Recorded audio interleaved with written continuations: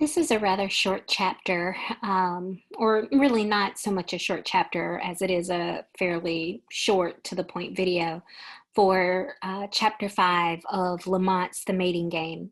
The focus on chapter 5 is her LGBTQ population, and this chapter is entitled Queering Courtship, LGBTQ People Reimagine Relationships. So this chapter begins with one of her respondents, Alec, characterizing heterosexual dating norms. And he's pretty harsh. Some adjectives that he used include nauseous, boring, no space for imagination, scheduled from the very beginning, uh, you know, um, and although this is harsh, which she notes, based on the previous chapter's research, it's not entirely, largely incorrect. Because we've already discussed in the heterosexual women, heterosexual men's chapters, how there is still this embrace among the majority of the respondents for these traditional dating norms, which does constrain a lot of individual behavior. And we discussed the whole concept of the success sequence, which is really kind of what Alec is alluding to, when he says, your family life is scheduled right from the beginning. So, he's not entirely incorrect. And so, from the kind of beginning of this chapter, she's kind of being very deliberate in presenting her LGBTQ people, those respondents, so that it's clear that they are what she calls agents of choice versus victims of chance. Because she talks about how oftentimes in, popular imagination and the media, there's often, this sense um, of kind of positioning LGBTQ people in terms of their victimization, in terms of all that they don't have, and kind of this sense of pity. And as she points out, whether people, voice this belief out loud, there's certainly this belief, why would anyone choose to be LGBTQ when being heterosexual is supposedly so much easier, and in some people's minds better. And she's really trying to push back against that popular characterization and depiction, and she emphasizes that for her LGBTQ sample, they weren't just looking to emulate straight relationships, and nor did they wish they were straight. And they didn't present themselves as victims or obsess over, what they don't have or can't have. Instead, they describe their relationships as being more free. The promise of life outside the predictable constraints of heterosexuality. And that really is the focus of this chapter. It's on how LGBTQ respondents remake their dating practices to better suit their own understanding of how relationships should look. And that process by which they're remaking their relationships and dating norms. This is what she is referring to when she talks about queering courtship. And so, in terms of making their own rules, as we've established in previous chapters, a lot of the heterosexual practices, even in the 21st, century, are still very highly scripted. Who calls who first, how long do you wait, who pays, all of that. But because queerness, the concept of queerness itself, is about making life choices distinct from those considered to be more socially expected, celebrated, and sanctions, the kind of result of that is that the practices of her LGBTQ respondents are more thoughtful, they're more self-aware, and they're more flexible, because they're not just kind of going through the motions, and they're not just kind of, going along with, what's been presented to them in media as being what is acceptable or what is right or what is socially approved, because they are, pushing back against those constraints in a very intentional manner. That means that they bring that same level of attention and focus into their dating practices. And it's not because they're not aware of the heterosexual practices that they're choosing not to emulate them, because she does emphasize that for most of her LGBTQ respondents, they have gone through what she calls dual socialization. In most cases, there was some amount of time where they were being, raised, by their families and kind of seen and treated by, their childhood friends and peers through this kind of compulsory heterosexist kind of, lens. So they're aware of the kind of dating norms and values that underlie heterosexual relationships. They've been socialized, with those messages, just like heterosexuals have. But then at some point, when they made the, decision, to come out, to have queer identities, to have queer relationships. At some point, they kind of underwent a socialization into their own distinct queer community, and that community has its own values, its own norms, its own beliefs that sometimes run counter to, the norms, values, and beliefs that they have been previously raised with. So the result of that dual socialization, is that they are just kind of more aware around these decisions regarding dating and courtship practices. And she does emphasize that, once again, there is a representativeness issue here. Her sample, they're located around the Bay Area, their education, all of them have gone to college. And then the fact that, at least in her sample, most of them identify with the identity of queer as opposed to even gay, lesbian, or bisexual. So, all of that is going to kind of shape some of their ideas around dating and courtship practices. And so, what she does kind of emphasize is that, there is this debate in her respondents, and sometimes an internal debate, and sometimes, she can see it in their responses that they're still kind of working through this tension between the freedom of queer individualization, the freedom to kind of create relationships and identities and norms that push against kind of this traditional gender constraints, but then also, the consistency of normativity, right? That sometimes, it is easy to just kind of go along with what's been presented as being normative, that there's a masculine and a feminine, individual in the partnership, that, and the masculine individual is the one that pays and does the pursuing. She does say, and she does have some respondents that kind of emphasize that, that individualization, that intentionality, that thoughtfulness, that, it can be draining, and it does bring with it its own level of stress, because you have to kind of expect the unexpected, versus, what Alec called, the boringness of normativity. I mean, it is constraining, but you also kind of know what to expect. So when the respondents describe, the heterosexual dating scripts, once again, just emphasizing they are aware of what those scripts are. They oftentimes, really emphasize the limits and constraints of those scripts on both individuals, but particularly the constraints on heterosexual women.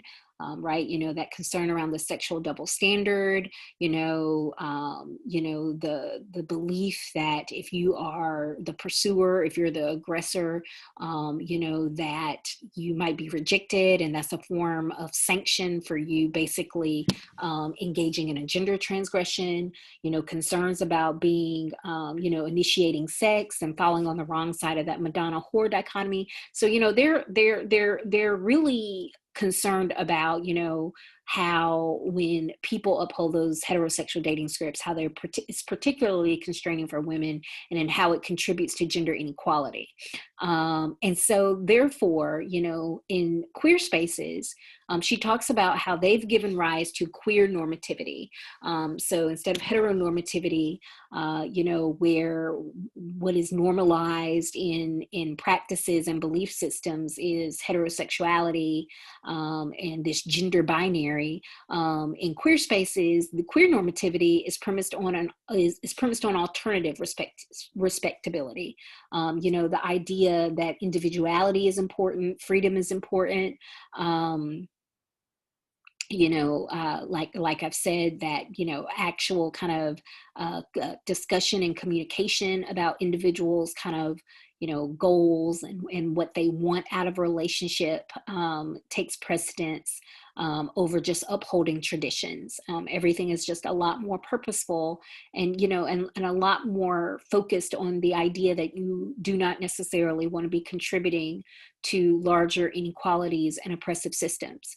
And so for that reason, a lot of her LGBTQ respondents did voice that there was a pressure, to avoid gendered dating scripts and to repudiate gendered dating norms in favor of the more egalitarian dating scripts. That people who actually, kind of wanted to uphold some of those gendered dating norms and dating scripts, they kind of, talked about the fact that they felt a little bit, policed and judged in the queer community for doing so. And of course, she did emphasize once again, this sense that they were being policed if they were doing the heteronormative thing, once again might be a consequence of, the region and, their age and generation.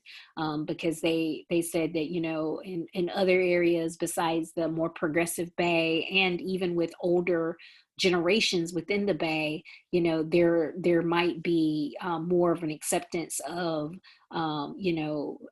if not heteronormativity, at least homonormativity, which, was discussed in your textbook, the idea that except for your sexual partner, kind of everything else is kind of goes along with those heteronormative ideals and beliefs. So how did they remake, their dates, kind of based on queer normativity? You see a list there. She kind of talks a little bit about all of these, but, there were no rules on who should ask or, who should, contact who first or who should pay. There was an emphasis on direct communication, as I've said. There was a rejection of the pursued and pursuer binary. That in general, there was just this discomfort with the heterosexual payment scripts. Several of her respondents were very clear and explicit, that they felt like, that this contributed to exploitation and how this could be exploitative, and how it created kind of an unhealthy gender dynamic. So oftentimes how they would handle that aspect of the dates is they were much more committed, to the idea of taking turns paying or splitting checks, or in some cases kind of going along with kind of the progressive ideals of their community, choosing dates that don't really require, paid dates, having to pay for any aspect of the date. They were more willing to apply a critical lens to how dating practices contributed to larger inequalities, probably because they just had to be so much more proactive with their partners about establishing, dating norms, because they're just less established traditions for this community. And then there was just this emphasis on creating egalitarian relationship expectations from the start. If you recall, that is a very big focal point of Lamont's, this idea that heterosexual men and women,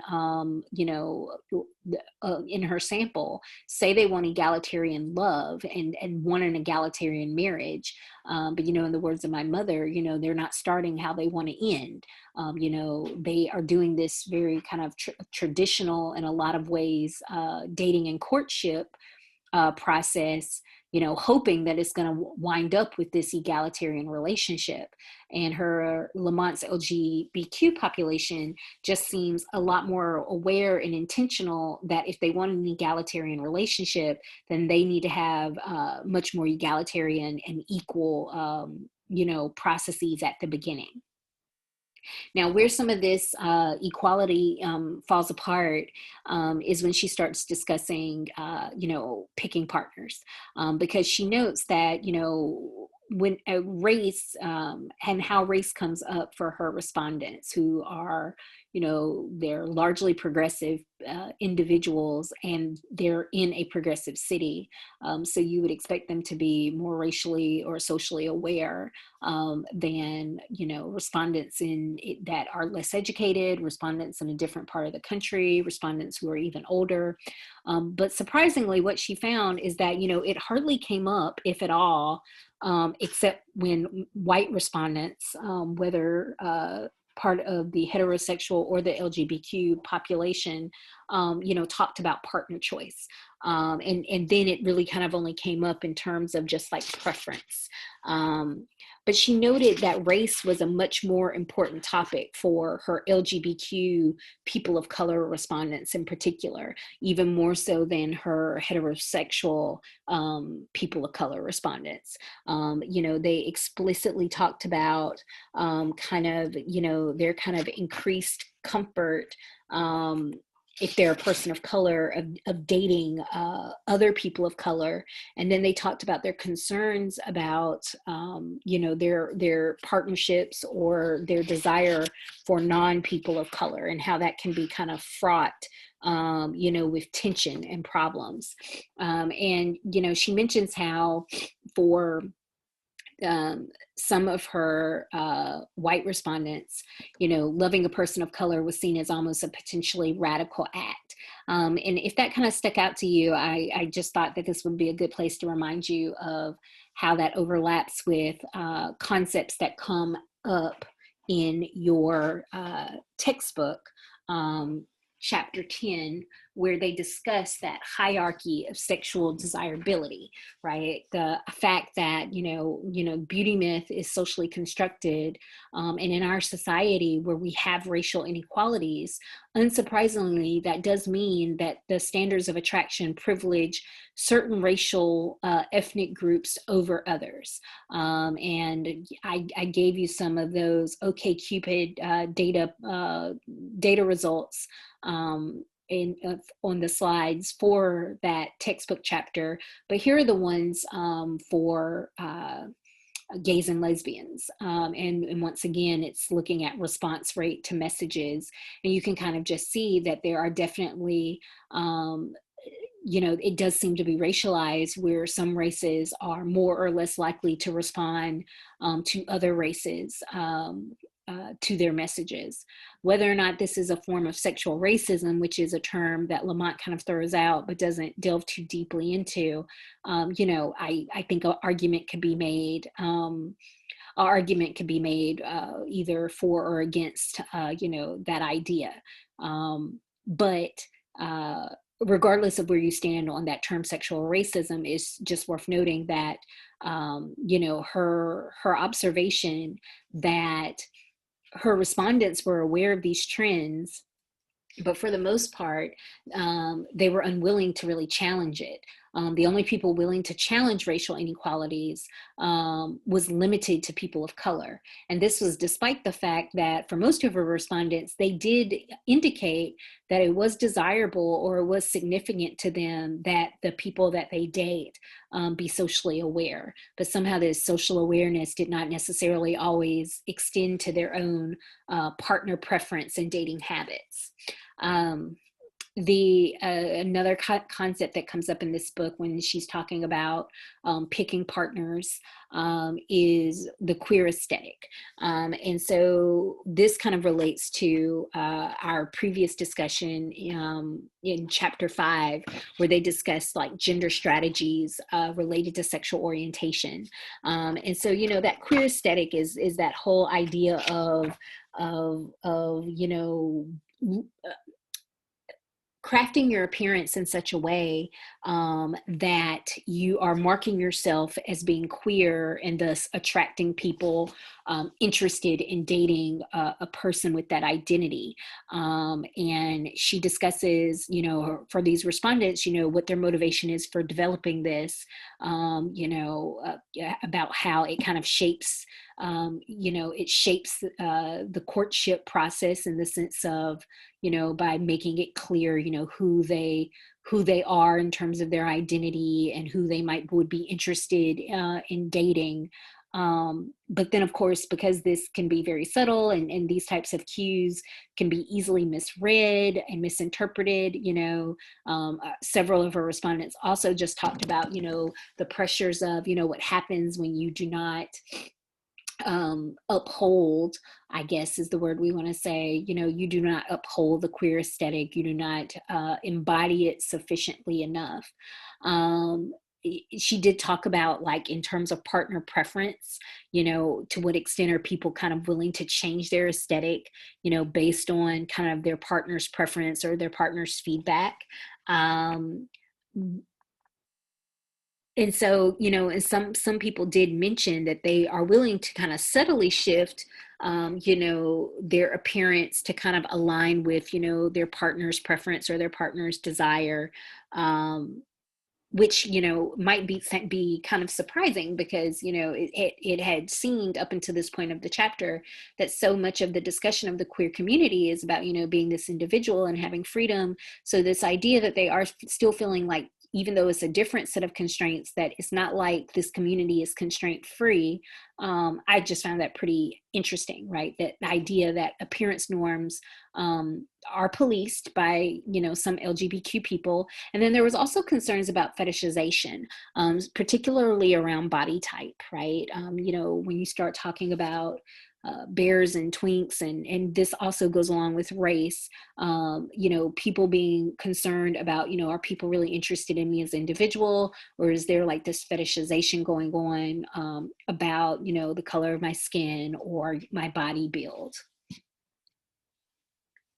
So, similar to the, remaking the date, and pushing back against those types of romantic scripts, there's also this pushback on sexual scripts. And she talks about how her LGBTQ respondents do this in several ways. So, rather than regulate sex with a bunch of guidelines, I really am just doing a horrible job spelling on these slides. I promise I can spell. But anyway, instead of focusing on, regulating sex with guidelines, instead the focus was on having sex when the time was right, or they just, simply wanted sex, less focus on what sex meant, right? So no, like, less of that concern about having to talk, like, we're having sex, what does this mean? Where does our relationship stand? There was less focus on that. And maybe that's because it was also noted that there was just less concern and judgment about sex outside of a committed relationship, and thus also less stigma and judgment of partners' sexual past. And that was something that we definitely saw in the heterosexual chapters, concern that women had about being negatively evaluated due to the sexual double standard. And then, that concern actually kind of being upheld by, the feedback that heterosexual men provided, which did indicate that for a lot of them, that sexual double standard did still exist. It did still persist. There was a range of responses in regards to how assertive people are when seeking and initiating sex, which just kind of emphasizes that it's not necessarily a gendered script in this community so much as it really just maybe comes down to personal preference as well as individual personality. But a sexual script that was emphasized in this group that was less emphasized in the heterosexual group was there was a big emphasis on being imaginative and experimental in sex. So much so that people that weren't imaginative or experimental in sex were labeled bad sex. The conflation with good, with being open and being imaginative. Once again, maybe just kind of reflecting that when you have less constraints and less guidelines and you have freedom, the flip side of that is the expectation is therefore that you are going to utilize that freedom and not be boring and constrained. And so, unsurprisingly, for people who were more conservative, they did indicate that they were more likely to indicate that they felt alienated from gay life due to their lack of comfort with sexual openness and directness. And similar to the fetishization that I discussed previously, there was also concern about being pigeonholed around sexual practices. And, instead of people being open to the idea that you are open to being a top or a bottom, or, whatever hits you in the moment, there was concern about being pigeonholed around, a specific sexual practice or a specific, sexual position. And so, she already, kind of established that at the time that she collected her first wave of data, um, you know, uh, that same-sex marriage wasn't even a possibility. And by the time she collected her second wave of data, it had become a possibility in California, but Obergefell v. Hodges had not been passed in the country. So it wasn't like marriage equality was a right that, everyone in the nation enjoyed at the time. So, kind of keep in mind that some of that might be shaping, at least some of the responses that we see here in this section. Because what we do see in this section is an ambivalence to marriage. Although she notes that this ambivalence to marriage does not mean an ambivalence to a long-term commitment or desire for a life partner. Many of the people in her sample did not want to marry, but almost everyone wanted a long-term commitment in some form. And at the same time, even though they didn't want to marry, they were happy for the right to marry. They were happy that, that right was being fought for and was being won for people who did want to marry, even if that was not them. And part of that not wanting to marry seemed to be based around wanting to avoid expectations of normative relationships. Particularly, there was concerns about, to what extent does marriage mean losing your independence and autonomy, which those types of messages featured much more prevalently in her LGBTQ sample than in her heterosexual sample. For those who didn't want to marry, there was this concern about how they can make sure to align their queer identity with a normative institution like marriage. And how they went about doing that was by focusing on, challenging scripts that they did not like while embracing rituals that they did. And elements of conformity were viewed as acceptable only if they were enacted with intentionality. And so a good example of that is the symbolism around naming practices. There wasn't just this assumption that the naming, who was going to adopt whose surname, unlike heterosexual couples where it almost always went in one way and it was assumed. And there was, oftentimes, this was one of those practices that men felt much more strongly about and would get upset about if a woman did not want to take their last name. What you saw in her LGBTQ population was, once again, this intentionality and this kind of open discussion around, if we do decide to take each other's names, what does that look like? And, she mentioned discussions around, if somebody's last name meant much more to them than the other person's, or if it was more unique, or in some cases, even blending last names and coming up with with a completely new last name that you share together. All of which is just kind of emphasizing, once again, that kind of freedom of constraint, but then also that intentionality that seems to contribute more to, more gender equitable outcomes. But that does not mean that the LGBTQ population was totally immune, to these kind of gendered, traditional, heteronormative dating practices, because some of her respondents did indicate that they desired gendered scripts, although some of them also said that they, when they enacted them, they very purposefully then engaged in gender role reversal, which, I feel like is not quite the same thing as someone who is desiring a traditional gender script and is going to enact it in kind of this traditional way. She noted that it was cis women dating other cis women who were the demographic most likely to engage in gendered dating practices.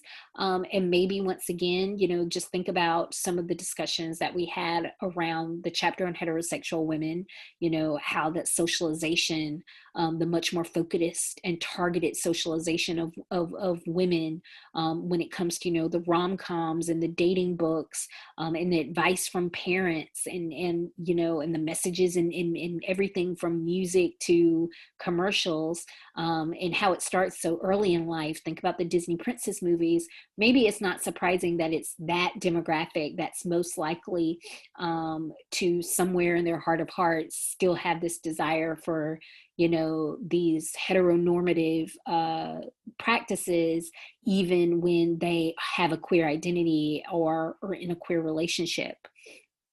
And so, that is what she found, that these practices became even more likely when it was bisexual or queer cis women and they're partnered with heterosexual cis men. And so while I was researching, doing some additional research for these slides and looking for images, there is like a very strong kind of internet presence where around Disney movies, queering Disney movies. And to me, that is kind of the perfect example of how something that's heteronormative, if all you do is just swap out the heterosexual couple for a same-sex couple, you're not really changing those norms and those values and those messages.